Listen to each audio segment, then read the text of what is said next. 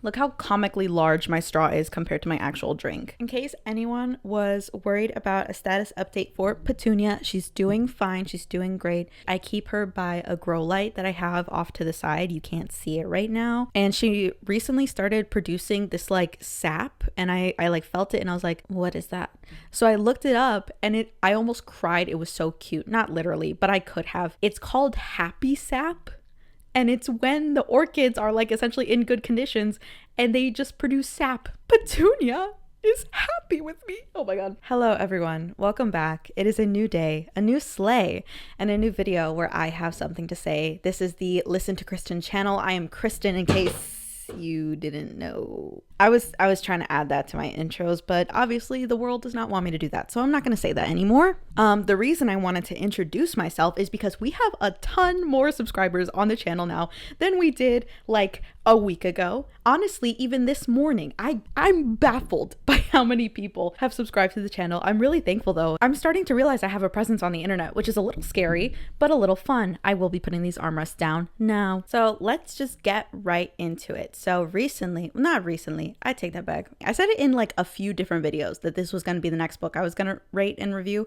And it never was. And it was for no other reason other than the fact that every single time I tried to find the audiobook, it either wasn't available at my local library, it wasn't available on Libby, and it wasn't available on Spotify unless you had to pay for it through a separate app, which I just think is an awful mechanic. Like, why would they even show it on Spotify if you...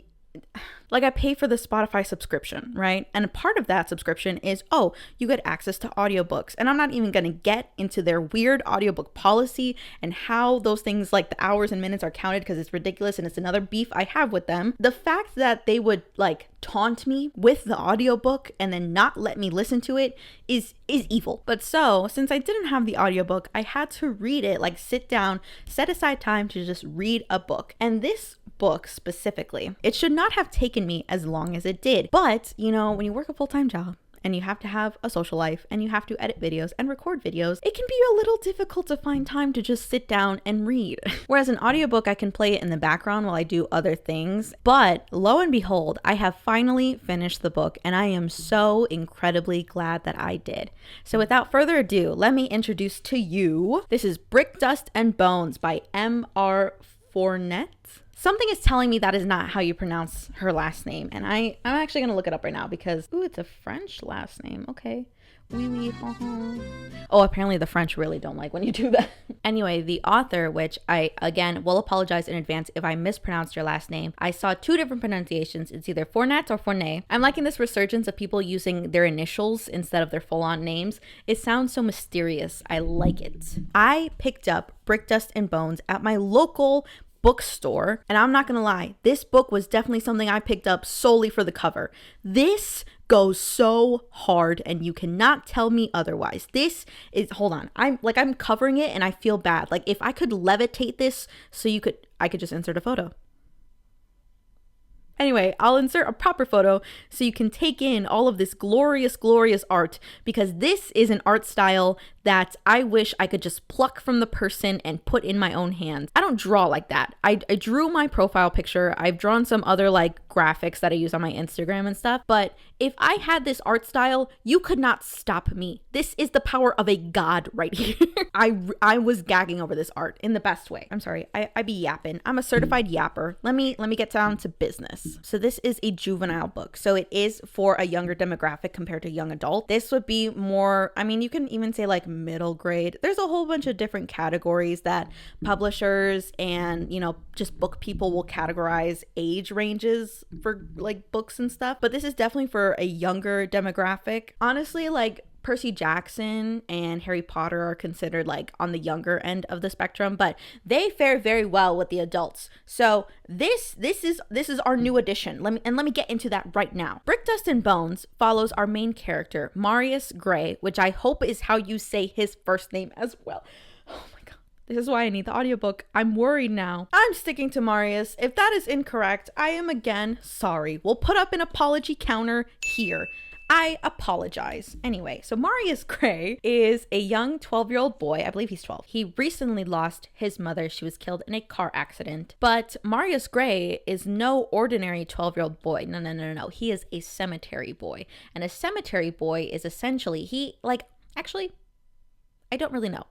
His family are essentially like caretakers for a specific cemetery. This book takes place in Louisiana, New Orleans. I'm sorry.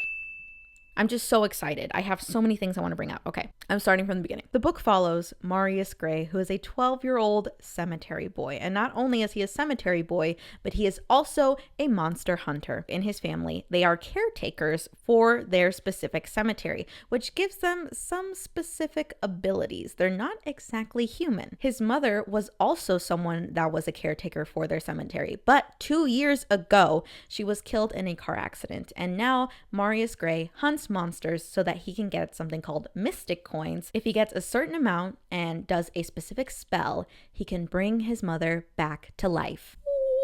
At this point, at the start of the book, it's been almost exactly 2 years since his mother died, which he only has until the very last day of the 2-year mark to bring his mother back to life. Otherwise, she is doomed to the afterlife. So this book follows Marius in the last few weeks as he is trying very desperately to capture as many monsters as he can and gather as much money as he can to bring his mother back to life. When I say I geeked, absolutely like kicking, screaming in the best kind of way over this book, I am not exaggerating. I have not felt this kind of pure joy, excitement when I was reading a book since I read Percy Jackson for the very first time. Let me explain. First and foremost, the setting of this book is in Louisiana, New Orleans, kind of like that area, the bayou. And I absolutely love books that have that setting. I only read one other book, and that was Wander in the Dark. The setting is like, it almost takes on a character of itself. Like it really like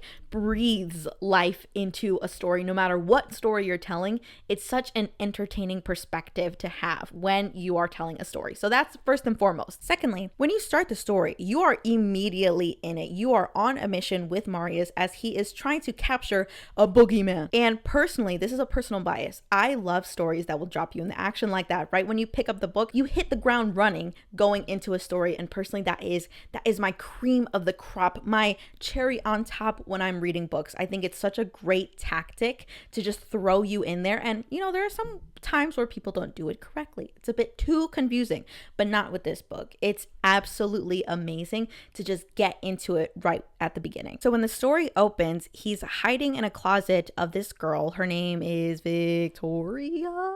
Violet. I'm so sorry. It started with a V. I was close. Anyway, so he is in this girl Violet's closet and he is hiding because she's been recently haunted by a boogeyman. Marius is hiding, waiting for the boogeyman to come out so that he can trap it in his monster book. It is depicted on the front cover in the little red thing. Yeah, that's his monster book, which gives him the ability to capture the monsters and trap them within the pages of the book. The other reason that I was geeking is because, so there's a little spell Marius has to chant in order to get the monster into the book, and I think it's really cute. I miss this era of spells where they were just cute little rhymes. It's giving Wizards of Waverly Place. I love it. So the spell is grab the arm, grab the crook, stomp the ground until it shook. Invisible line, invisible hook, get the monster inside this book.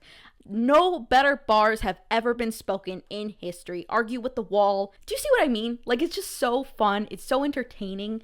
That's really cute. I love that. Okay. Anyway, he quickly captures the boogeyman. Like he has a whole fight with this dude. He's pulling out the salt. He's pulling out this brick dust, which I will explain to you because it's on the name, brick dust and bones. He captures the boogeyman. He helps kind of settle Violet and essentially saves her life. So then after he successfully captures the boogeyman, he goes to, I forget what this man's name is. Marius goes to Papa Harold, and Papa Harold he describes him as someone who's like in between, not like super into this like magical world, but he is like, think of like the person that gives people bounties, right? So Marius is essentially a bounty hunter, but specifically for monsters. The person that sends him on these jobs is Papa Harold. You know, even in a world of like magic, boogeymen, mermaids, which I'll get into later, and other magical creatures, they still have morals. They still think it's weird for a 12-year-old kid to be out monster hunting, which honestly, slay for them.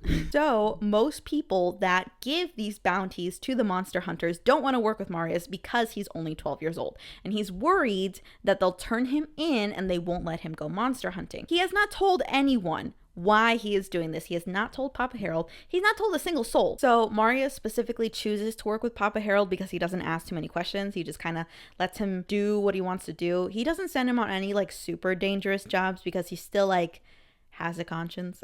Like he's willing to work with a 12-year-old, but he's like, this isn't right. But I mean, you do you is essentially his entire mindset, which, you know, I can't blame him. The way that Marius gets paid out is essentially, so they have this scale that they will put weights on and they weigh it against the monster book, right? To see how much the monster is worth. And then the power of the high mystics, which is this is like the magic council of Harry Potter. This is like the gods, if you will, of Percy Jackson. This is like the high order in this society that maintains all the laws, the order, and all this stuff, and specifically pays out the monster hunters, okay? Once they see what the monster is worth, they kind of take its soul or whatever from the book and replace it with mystics, which is their form of currency. So for all of Marius's hard work to capture a boogeyman, save Violet, slay the day once again, he only gets 10 mystics. It's not a lot. So understandably, Marius is very upset. He's like, man,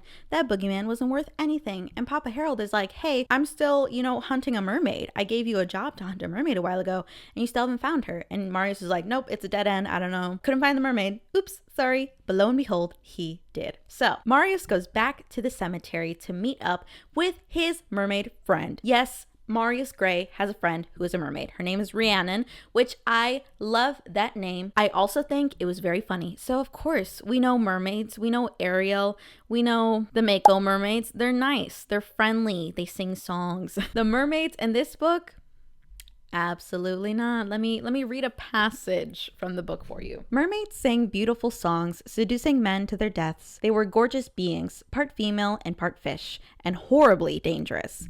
In fact, mermaids were always female, only reproducing when they decided to lay their eggs in the half-eaten bodies of one of their victims. Gives you a whole new perspective on Ariel now, doesn't it? So they are friends. Marius actually was supposed to capture her for a bounty, but he found her in the bayou.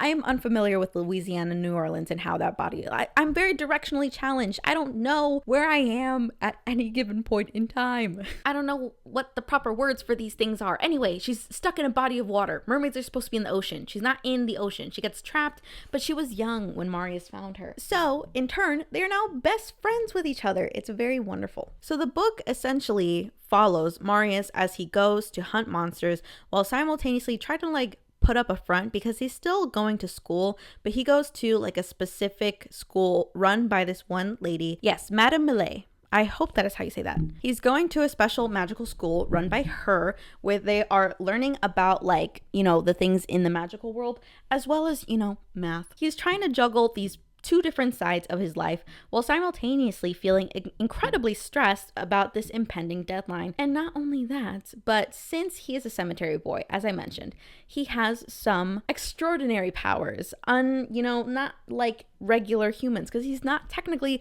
a regular human. So Marius Gray has a few abilities, and one of them is being able to talk to ghosts. Who is currently a ghost right now?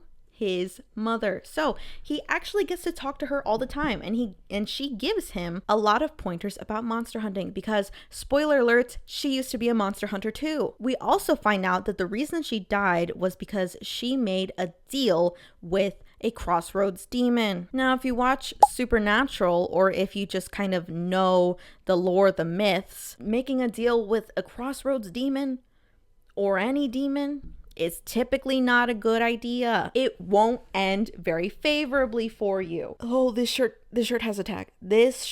Hold on. Wait. Oh God.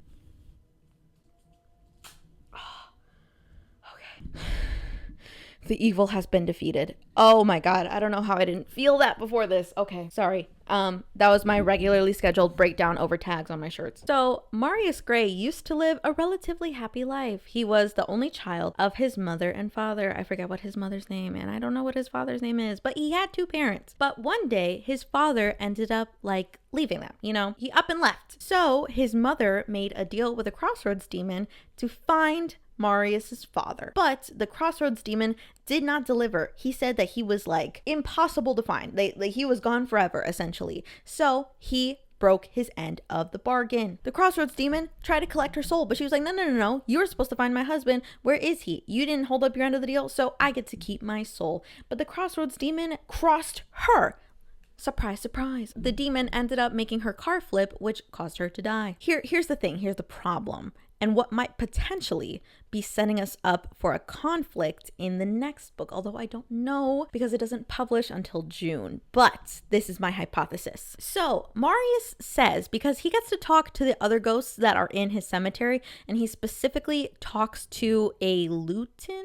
It's essentially like a troublemaker. So it's a ghost that typically the ghosts don't kind of appear until it's nighttime. But there is one ghost who his name is... Why am I blanking on their names right now? So Hugo is a lutin spirit, which essentially means that he's able to leave the tomb during the daytime because he died young, which is really sad, but he died young. And Hugo asks him why his mother is not a ghost in the cemetery and why they haven't seen her. And Marius tells him that the reason is because when you make a deal with a demon, they take your soul. So the reason she can't come back is because she has no soul, is trapped in hell. But lo and behold, his mother is talking to him. So that's weird, right? He doesn't even know 100% if it's actually her, but she's saying things, or at least his voice is saying things that only his mother could know. And this voice is specifically very protective of him.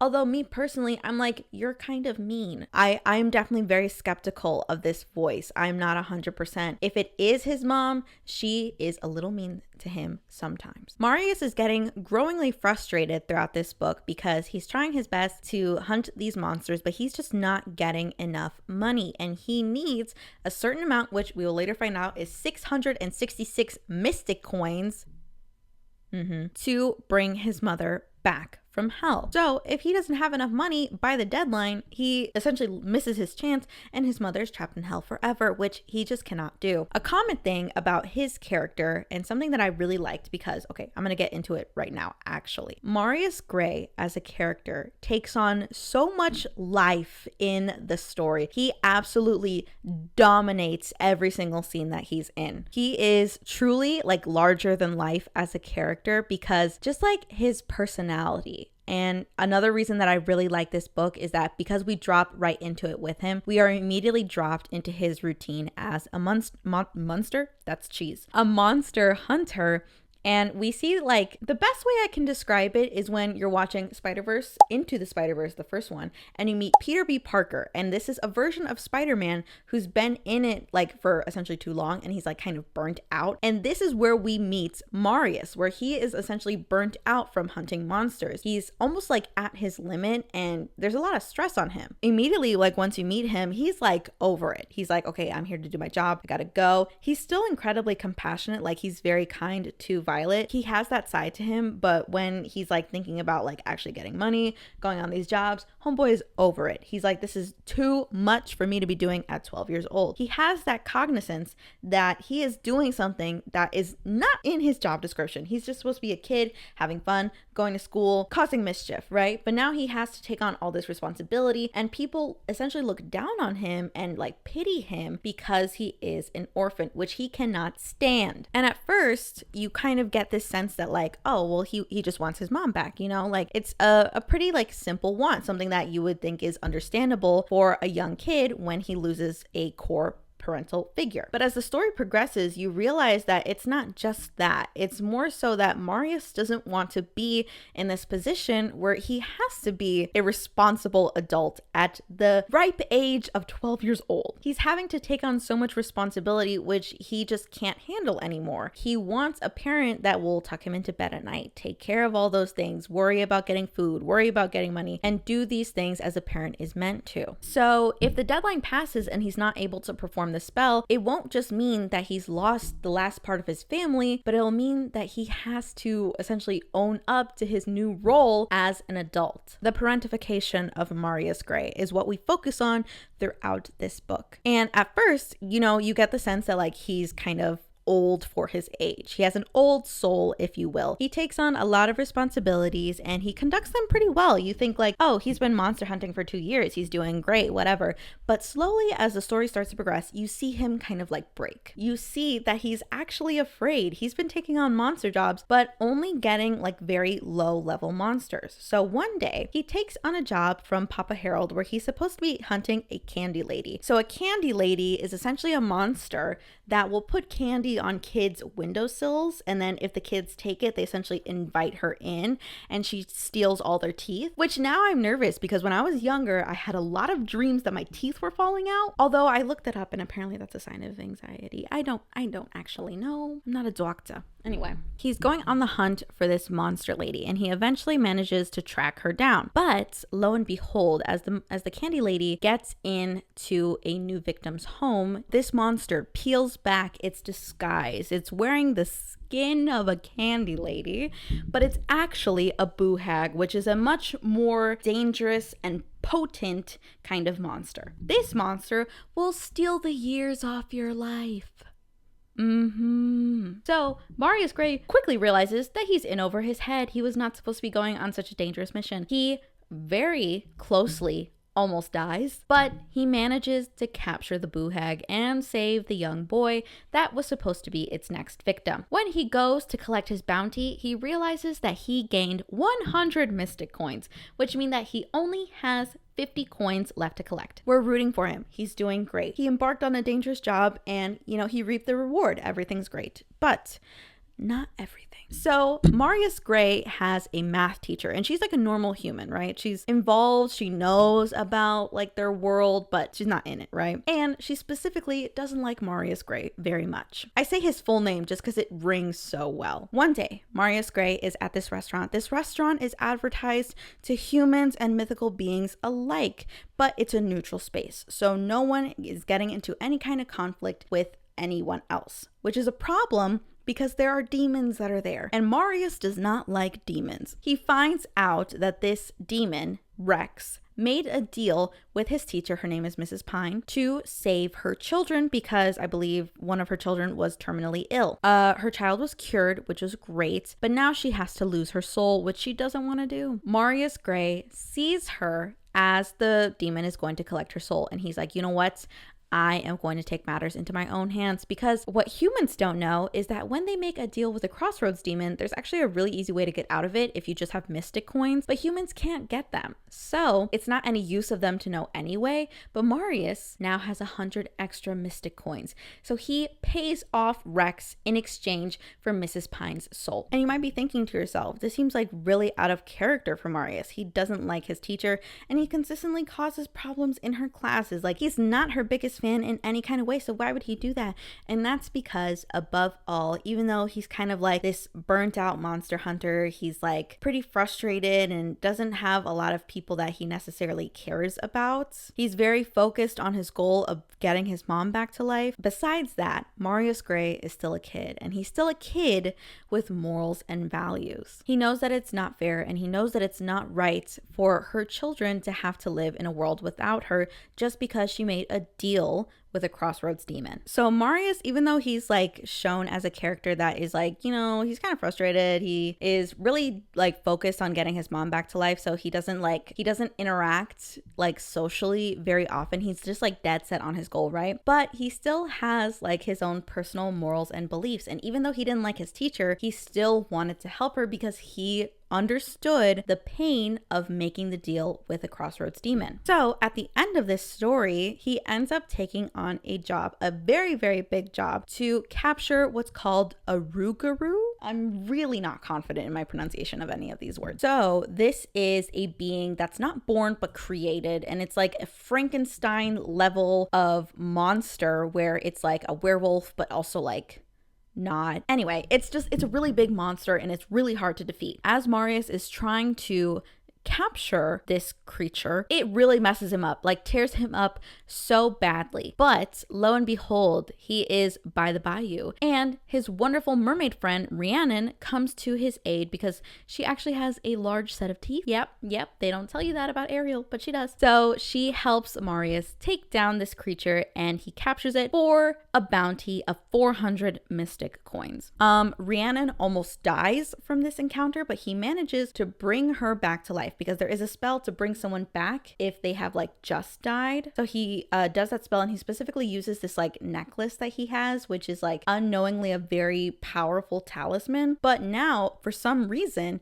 their injuries are linked. So her shoulder got cut up really bad. So if she touches it and it hurts her, it'll also hurt Marius, but only on his ankle where he was injured by the same creature. They're linked for life. Okay. Now Marius has all the mystic coins he needs. So the book ends with Marius conducting the spell, but lo and behold, the spell does not work. And the spell doesn't work because even though he had all the right ingredients and he had the money, he didn't have a body for his mother's soul to come back to. But lo and behold, the crossroads demon Rex from the beginning of the story, he comes to Marius and helps create a body for his mother's soul to come back to and brings her back to life, fulfilling their end of the deal. Marius is kind of like thrown off by this. He was like, since when does hell keep its deals? I mean, my mother died even though the crossroads demon that made the deal with her did not fulfill his end of the bargain. And Rex tells him, is that what she told you? Is that what you think happened? And he's like, well, why don't we bring your dear mother back so you can hear it straight from the horse's mouth? Things are not adding up. And even though this is a wonderful occasion and Marius finally gets to live his life as a normal 12-year-old boy, there's still some unanswered questions. What was the deal his mother really made with the crossroads demon? Who was the voice that was talking to him while his mother was still gone? Now the question that looms over Marius's head, will he still be a monster hunter? Because this was such a crucial part of his life for the last 2 years, and he still has that desire for adventure. He still has the taste of it. And even though he wants to live his life as a 12-year-old boy, it's becoming very apparent that he might not be able to. Overall, I've given a brief, very brief synopsis of the book, but I really want to focus on what I loved about it because I absolutely did love every aspect of this book. As I mentioned, it was so genuinely fun. The best way I can describe it, so it's like when you read Harry Potter and Harry first goes to Hogwarts and all these very experienced like wizards and people that have been living in the wizarding world for such a long time are springing all these things on him, and he's like, what the hell is a and like just you as the reader learning about this world alongside the character is such an amazing experience. And although in this instance Marius is familiar with all these magical creatures, it's still so entertaining to hear him talk about it. And of course the setting is absolutely wonderful, and from what I could tell, a lot of these creatures are based on like real myths and legends that are spread amongst this region. So it was really interesting to hear like about that. There is a creature that is a crucial part in helping to bring his mother back to life, but I will not say the name. You're not catching me in 4K. I don't believe in a lot of things, but I am not messing with that. I tend not to be disrespectful of the things I don't understand. One of those things is I'm not going to be saying names that I don't know what'll happen if I do. So if you read the book, you'll find out. I'm not going to say it. Learning about the characters, learning about these spells, the ingredients, the just like general ecosystem, the society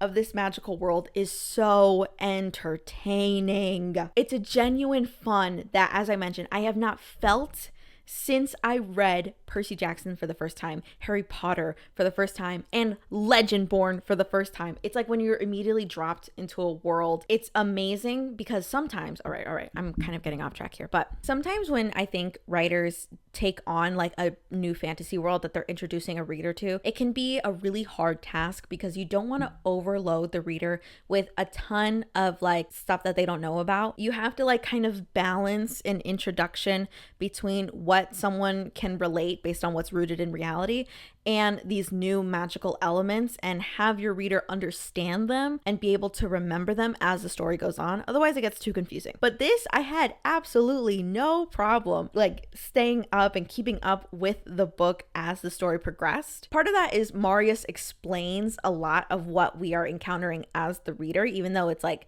it's not told as if he's telling us. It's not like a first person POV. They make it subtle where like his mom is asking him like, oh yeah, if you know so much, like tell me about the candy lady, and he kind of explains it, and it's for our benefit, which is like really woven in nicely into the story. Or he's just kind of like talking about it, which never feels in any kind of way as like, I don't know, like it never slows down the story in any kind of way. I already said this with Marius, but I feel like in general every single character that is named and brought up takes on such a unique personality. There's never any like one character where I'm like, oh, they're kind of similar, like you won't remember who they are. You know each character. If like, I'm struggling to remember their names, but I know their personalities. I know like who I have pictured in my mind when I think about them, their wants, their desires, their fears, and all these things. They each have such like a unique place in my mind when I think of the story. And of course, overall, I really love Marius. I think he's such a great protagonist. This book is definitely like supernatural for kids, and just like this like